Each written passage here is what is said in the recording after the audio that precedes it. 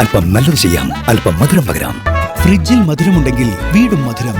മറ്റുള്ളവരുടെ സന്തോഷത്തിൽ പങ്കുചേർന്ന് നോക്കൂ.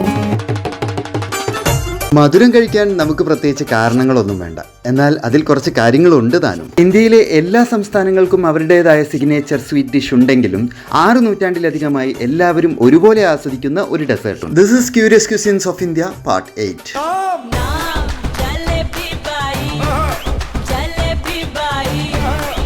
സംസ്കൃതത്തിൽ കുണ്ടലിക, ജാലവല്ലിക അല്ലെങ്കിൽ വേണ്ട, നമ്മുടെ ജിലേബി നമ്മൾ ആസ്വദിക്കാൻ തുടങ്ങിയിട്ട് 600 കൊല്ലത്തിലധികമായി പോലും. എന്നാൽ 1000 വർഷങ്ങൾക്ക് മുൻപ് തന്നെ പേർഷ്യയിൽ ജിലേബി ഉണ്ടായിരുന്നു എന്നതിന് കിതാബ് അൽ തബീഖിൽ തെളിവ് കാണുന്നു. വിശേഷ അവസരങ്ങളിൽ മാത്രം ഉണ്ടാക്കുന്ന ഒരു വിശിഷ്ട വിഭവമായിട്ടാണ് ജിലേബിയെ പറയുന്നത്.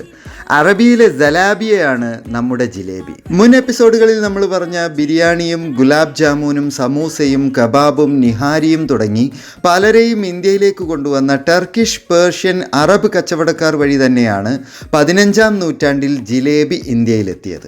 10-ാം നൂറ്റാണ്ടിലെ അറബിക് സ്ക്രിപ്റ്റുകളിൽ കണ്ട ജലാബിയയെ ഇന്ത്യയിൽ കണ്ടത് 15-ാം നൂറ്റാണ്ടിലാണ്. കൃത്യമായി പറഞ്ഞാൽ 1450-ൽ ജെയിൻ ഓതറായ ജിനാസുരയുടെ പ്രിയങ്കര നൃപ കഥയിലാണ് സമ്പന്നരുടെ ഭക്ഷണമായി ജിലേബിയെ വർണ്ണിച്ചിരിക്കുന്നത്. 1600-ലെ സാൻസ്ക്രിറ്റ് ടെക്സ്റ്റുകളിൽ കുണ്ടലിക, ജാലവല്ലിക എന്നൊക്കെ പേരിട്ട് റെസിപ്പി സഹിതം ജിലേബിയെ വിശേഷിപ്പിച്ചിട്ടുണ്ട്. ഇന്ത്യയിലെത്തിയ ജലാബിയയെ നമ്മൾ ജിലേബിയാക്കി ദീപാവലി, ഈദ്, ദസറ, കല്യാണങ്ങൾ, അമ്പലത്തിലെ പ്രസാദം തുടങ്ങി എല്ലാ ഓസ്പീഷ്യസ് ഒക്കേഷൻസിൻ്റെയും ഭാഗമാക്കി.